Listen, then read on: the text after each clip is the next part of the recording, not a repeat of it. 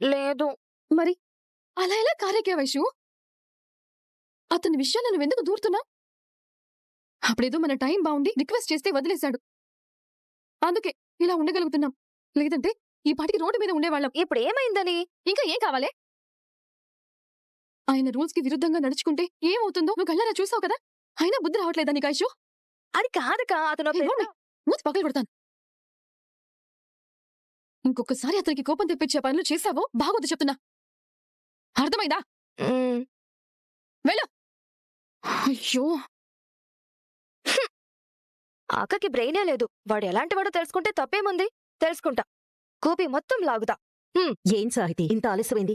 ఎక్కడికెళ్ళావు? Coffee షాప్కి వెళ్ళానమ్మా. అన్నయ్యతో కలిసి కాఫీ తాగాను. చాలా హ్యాపీగా ఉన్నాడమ్మా. అన్నయ్య ఈరోజు చాలా కొత్తగా కనిపించాడమ్మా.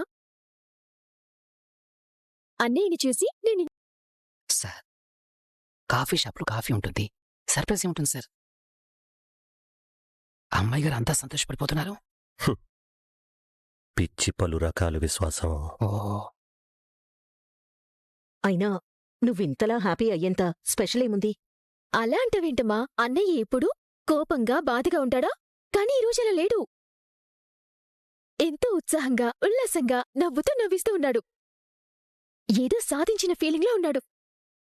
ఎన్నాళ్ళైందమ్మా అన్నయ్యనలా చూసి కదా. నిజంగా వాడంత ఆనందంగా ఉన్నాడా సాహితి? నిజమమ్మా. నాకే అన్నయ్య చాలా కొత్తగా కనిపించాడు. సిద్ధు అలా ఉంటే అంతకన్నా మనకు కావాల్సిందేముంది? కానీ ఎప్పుడూ లేనంత కొత్తగా కనిపించాడంటున్నావు. ఎందుకో చెప్పాడమ్మా మరి? అది